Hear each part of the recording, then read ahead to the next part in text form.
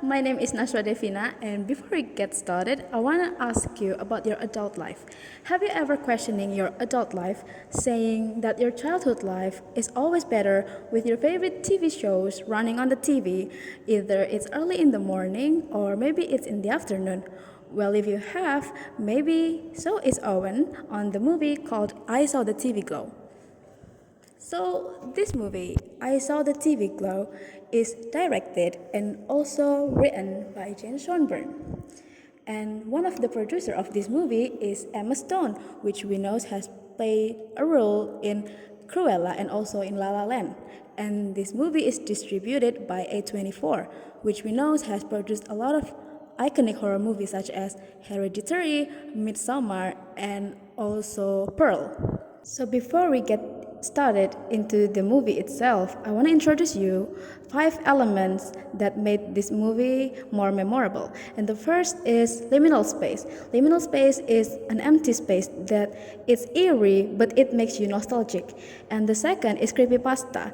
This movie is similar to a creepypasta back then called Candle Cove. It's about a TV shows that memorable for the kids, but in the end, it's not a TV show, it's just a TV static.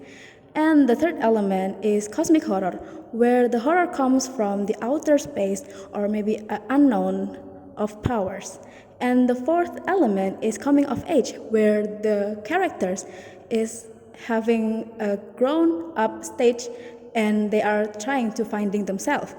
And the fifth is gender fluid, where the characters are confused and trying to know themselves and their gender. In 1996, there are isolated teenagers called Owen and Maddie.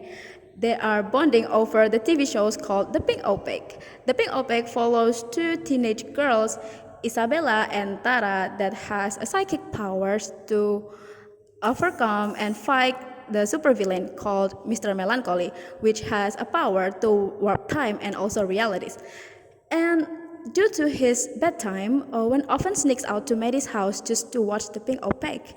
And while watching The Pink Opaque, Maddie somehow told Owen that The Pink Opaque has seemed more real than real life to Maddie.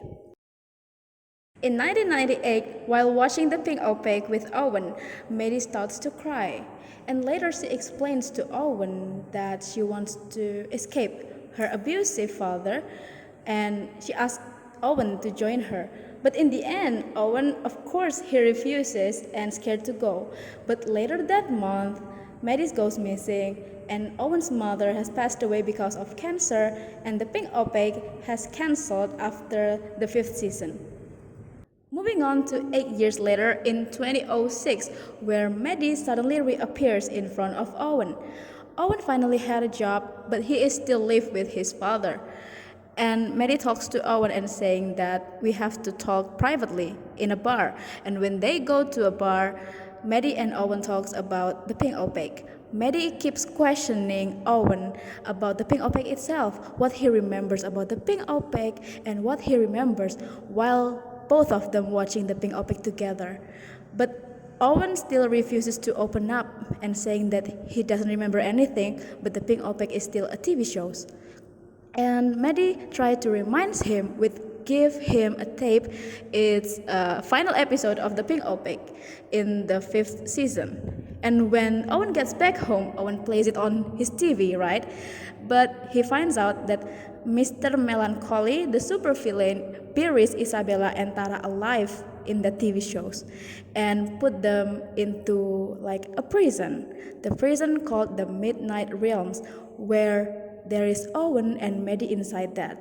And Owen lost his mind and get his nerves up, so Owen bangs his head into the TV, and his dad actually pulls him out of the screen of the TV. In the next day, Owen finally meets Maddie again in the backyard of the school where the school stoners usually grabbing up. And Maddie told Owen what is actually happening for the past 8 years for Maddie. Maddie told Owen that she is remaining unsatisfied with her life and actually paid a man, like a random guy, to bury her alive. And after she's suffocating, she realizes that Maddie herself is actually Tara in the Pink Opaque, the TV shows. And Maddie keeps telling Owen that Owen is Isabella and Owen should belong with her in the Pink Opaque itself. And Maddie asks Owen to bury him alive, but Owen just fends her off, and that is the last time Owen sees Maddie. And after Owen gets back home and Maddie disappearing again, Owen still have like a complaint inside her head. Like he keeps telling himself it's not real, it's just a TV shows. But in the end of the day, she keeps thinking about Maddie and thinking about what if the TV shows is real. 2 years after that, in 2010, Owen's father has passed away because of cancer, and Owen's boss moves Owen to a family entertainment center. And when in that year, in 2010, the Pink Opaque actually appears on the digital platform and streamings, and Owen often watch it, but Owen thinks that it feels embarrassing, awkward, and it's just so childish. Then he remembers about the Pink Opaque. And in that year also, his asthma and his depression got worsened. And soon, in 2026, Owen finally reached his old ages. But Owen still works at the Family Entertainment Center. And Owen feels his asthma and his depression got worsened. And in a day, Owen feels so exhausted and his asthma and depression got really worsened and on its peak. And suddenly, Owen screamed at someone's birthday party. While Owen screams, everyone got so silent. And Owen keeps screaming and telling what's inside his life. After all, he told people about his depression and he is screaming for help. But nobody reacts to Owen. It feels like everyone is fake. Everyone is just made out of the cartoons and a new whole world. And Owen actually goes to the bathroom and with crying, sobbing inside, Owen finally cuts his chest open. And when Owen cuts his chest open, he finds out that the Pink Opaque is actually playing inside of his body. And now he is realized that Maddie was right. He is Isabella from the Pink Opaque. And that's the end of the movie itself. Personally, this movie is one of those movies that I genuinely like, with setting aside the queer agenda of this movie. And I gave it 4 out of 5, and the 4 points is using like following criteria. The first one is the cinematography, and the second is the visual and color scheming, and the third is bunch of Easter egg, and the fourth is strong character development. And yet the missing point is this movie doesn't fulfill the expectation of horror movie.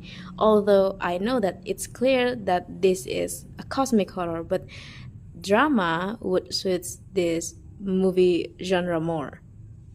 And I would like to convey such message from this movie itself.